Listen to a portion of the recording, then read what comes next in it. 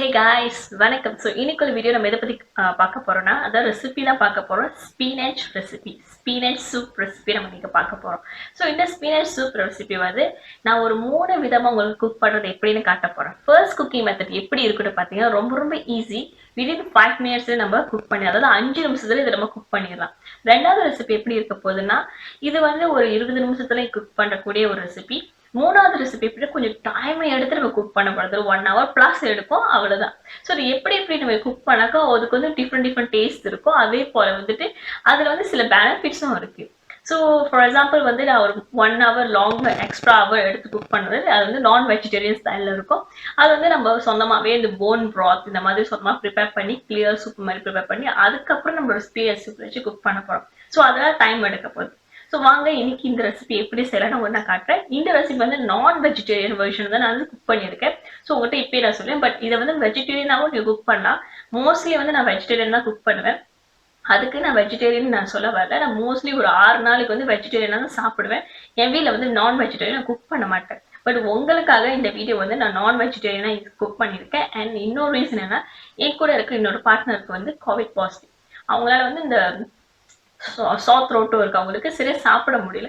So எந்த மாதிரியான சாப்பாடு கொடுத்தா கொஞ்சம் சூதிங்காக இருக்கும் அண்ட் தென் ரொம்ப ஃபாஸ்ட்டாக வந்து அவங்க உடல் வந்து இம்யூன் சிஸ்டமும் சரி இந்த மாதிரி அதுக்கப்புறம் வந்து இந்த ஹீலிங் ப்ராசஸ் கொஞ்சம் ஃபாஸ்ட்டாக இருக்கிறதுக்காக இந்த கொஞ்சம் எக்ஸ்ட்ரா எஃபர்ட் எடுத்து நான் செஞ்சுருக்கேன்னு சொல்லலாம். ஸோ வாங்க இன்னைக்கு ஒரு ரெசிபி எப்படி செய்யலாம்னு பார்க்கலாம். ஸோ ஃபர்ஸ்ட் என்னோட ரெசிபி நான் முதல் எக்ஸ்பிளைன் பண்ணிடுறேன் என்னென்ன பண்ணியிருக்கேன்னு சொல்லிட்டு. அதுக்கப்புறம் வந்து உங்களுக்கு எப்படி ஃபாஸ்ட்டாக செய்யலாம், அதுக்கப்புறம் கொஞ்சம் 20 மினிட்ஸ் இந்த மாதிரி எப்படி செய்யலாம்னு உங்களுக்கு நான் ஷேர் பண்ணுறேன். ஃபர்ஸ்ட் என்னதுன்னா நான் இதில் யூஸ் பண்ணுறது போன் ப்ராத். போன் ப்ராத் வந்து நான் தனியாகவே வந்து ப்ரிப்பேர் பண்ணனால, அதாவது சொந்தமாக வீட்டில் ப்ரிப்பேர் பண்ணனால இது எக்ஸ்ட்ரா டைம் 1 hour ப்ளஸ்ஸே எடுத்திருக்கேன். ஏன்னா வந்து நான் இது வந்து கோழிக்கால் இருக்குல்ல, அந்த கோழி ஃபீட், அதாவது சிக்கன் ஃபீட் கூட நம்ம சொல்லுவோம். கோழிக்காலை வந்து ஒரு 5 கால் வந்து நான் இதுக்காக ஸ்பெசிஃபிக்காக போய் வாங்கிட்டு வந்துட்டு அதுக்கப்புறம் தண்ணியில் வச்சு அது நல்லா ஒரு சிம்ல ரொம்ப லோவான ஹீட்ல சிம் பண்ற வரைக்கும் அதை வந்து நான் அது கொதிக்க விட்டேன். ஸோ ஒரு 1 hour கிட்ட அதை கொதிக்க விட்டேன். அது கொதிச்சு தண்ணி கொஞ்சம் சுண்டி வரும்போது அதுக்கப்புறம் எடுத்து ப்ரிப்பேர் பண்ண இந்த போன் ப்ராத் இது.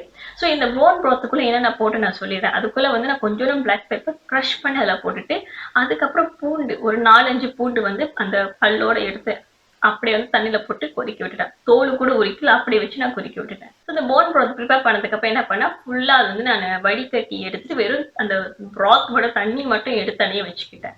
எனக்கு வந்து இந்த கோழியோட சூப் செஞ்சேன்னா எனக்கு அந்த கவுச்சி வாடை எனக்கு பிடிக்காது. ஸோ அதனால மோஸ்ட்லி வந்து நான் வெஜிடேரியனாகவே நான் சாப்பிடுவேன்.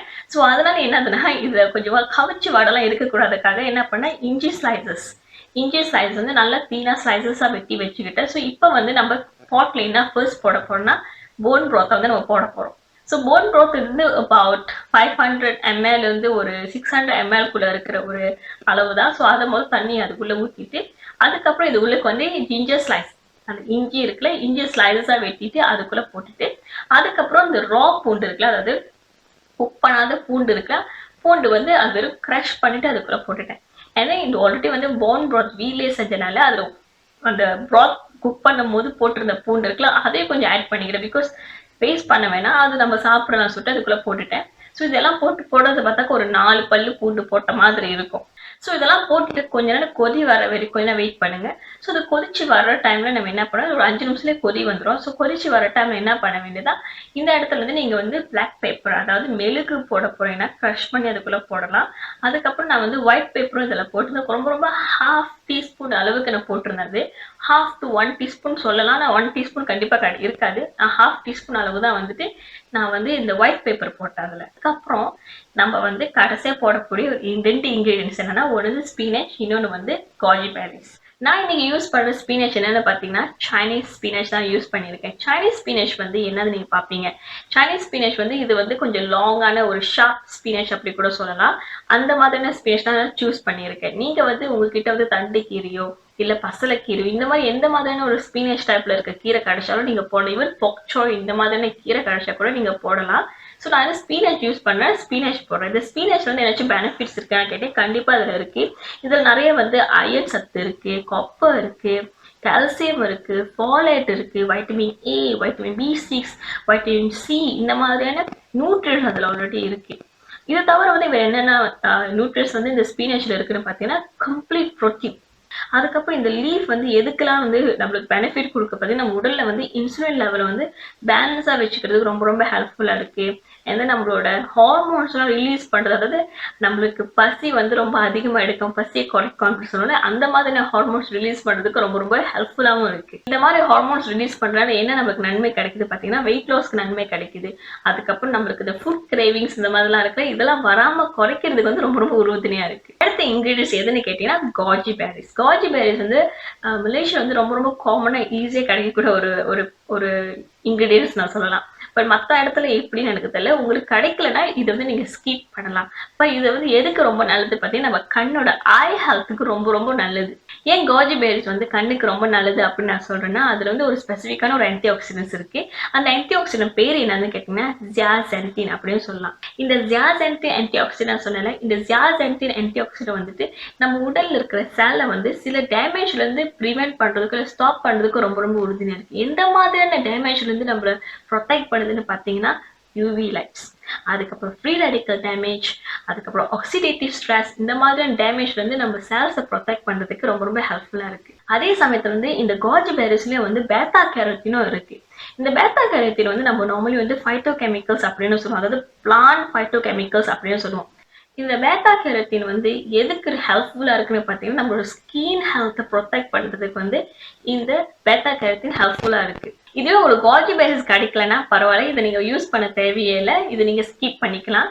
பட் இது உங்ககிட்ட இருந்துச்சுன்னா நீங்க யூஸ் பண்ணலாம். ஸோ இப்போ நம்ம என்ன பண்ண போறோம்னா ஸ்பீனச்சும் காஜி பேரிஸும் ஒரே டைம்ல போட்டுட்டு அதை ஜஸ்ட் 1 minute மட்டும் தான் நம்ம கொதிக்க போறோம். ரொம்ப நேரத்துக்கு 1 நிமிஷத்துக்கு மேல நம்ம கொதிக்கவே தேவையில்லை. பிகாஸ் ஓவர் குக் ஆயிடக்கூடாதுக்காக தான் நம்ம வந்து இது கடைசியா போடுறோம். ஸோ நம்ம கொஞ்ச நேரம் குக் பண்ணிட்டு இது டக்குன்னு ஸ்டூஃப் ஆஃப் பண்ணிட வேண்டியதான். ஸோ நம்ம வந்து இது குக் பண்ணதுக்கு அப்புறம் 1 minute குக் பண்ணதுக்கு அப்புறம் உடனே ஸ்டூஃப் ஆஃப் பண்ணிட்டு அந்த ஸ்டூஃப்ல இருக்கிற அந்த சூப்பை வந்து உடனே இன்னொரு பிளேட்க்கு இல்லை இன்னொரு போலுக்கு வந்துட்டு நம்ம கண்டிப்பா ட்ரான்ஸ்ஃபர் பண்ணி ஆகணும். ஏன்னா நம்ம குக் பண்றது வந்து ஒரு ஸ்டீல் பாட் அந்த மாதிரி இருக்கும். இந்த ஸ்டீல் பாட் வந்து இந்த சூடை வந்து ஹோல்ட் பண்ணி வச்சிருக்கோம்.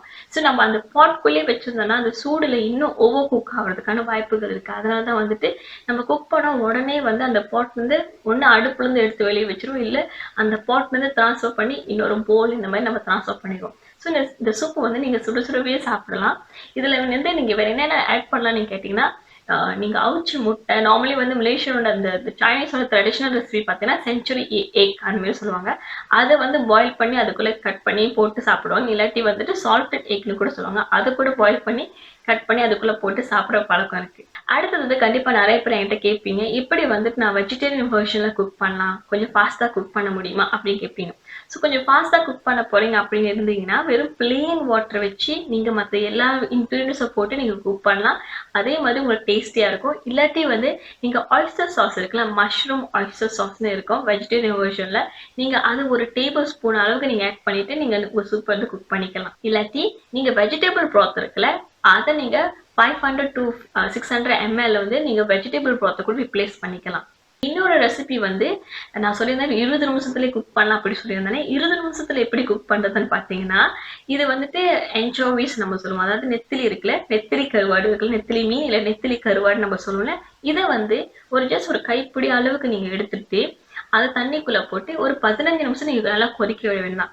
அது கொதிச்சு வந்ததுக்கு அப்புறம் நெத்திலி மீன் எல்லாத்தையும் வெளியே எடுத்துட்டு அதுக்கப்புறம் இந்த மற்ற ரெசிபிலாம் இருக்கு, மற்ற இன்கிரீடியன்ஸ்லாம் இருக்குல்ல, அதெல்லாம் நீங்க போட்டு குக் பண்ணீங்கன்னா கூட ரொம்ப ரொம்ப ருசியா இருக்கும்.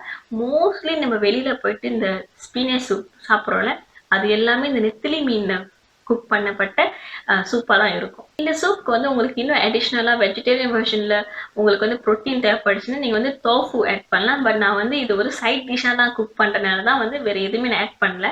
ஜஸ்ட் இந்த சிக்கன் ப்ராத்தை வச்சு நான் குக் பண்ணல, இது அப்படியே வந்து நான் சைட் டிஷ்ஷாக வச்சு நான் சாப்பிட்டேன்.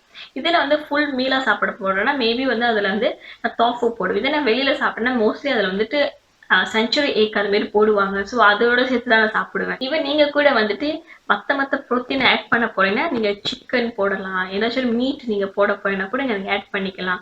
இல்லாட்டி வந்து இந்த செஞ்சுரி எக் அது கடை கொஞ்சம் கஷ்டம், பட் மோஸ்ட்லி சைனீஸ் மார்க்கெட்ல இருக்கும். பட் நான் அதை பர்சனலாக வந்து நான் சஜஸ்ட் பண்ண மாட்டேங்க, அது போய் வாங்கிட்டு வந்து அதுக்காக ஸ்பெசிஃபிக்காக அதை யூஸ் பண்ணுவேன். இல்லாட்டி சால்டட் எக் கூட சில பேர் வந்து போடுவாங்க, நீங்கள் அந்த மாதிரி போடுறதா கூட போடலாம். இல்லாட்டி நார்மல் முட்டை, கோழி முட்டை இருக்குல்ல, அதை நீங்கள் அவிச்சிட்டு அது ஜஸ்ட் நீங்கள் கட் பண்ணி ஒரு 4 பீஸாக கட் பண்ணி கூட நீங்கள் போட்டு அதில் சாப்பிடலாம்.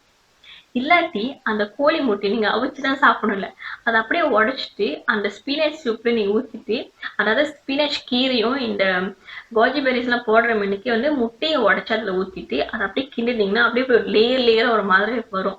ஸோ அதுக்கப்புறம் ஸ்பீனச்சை கடைசியாக போட்டுட்டு கோஜி பெரிஸை கடைசியாக போட்டுட்டு ஒரு நிமிஷம் கொதிக்க விட்டுட்டாங்கனாலே போதும். உங்களோட சூப்பில் வந்துட்டு ப்ரோட்டீனும் இருக்குது அண்ட் ஆல்சோ வெஜிடபிள்ஸ் இந்த மாதிரி இருக்குது. ஈவன் வெஜிடபிள்ஸ்லேயே ப்ரோட்டீன் இருக்குன்னு நான் முதலே மென்ஷன் பண்ணிட்டேன். பட் அது வந்து கொஞ்சமாக தான் இருக்குது. நீங்கள் அடிஷ்னலாக ஆட் பண்ண போனீங்கன்னா இந்த மாதிரி நீங்கள் ஆட் பண்ணிக்கலாம். ஸோ இன்னைக்கு ரெசிபி ரொம்பவே சிம்பிளான ரெசிபி தான்.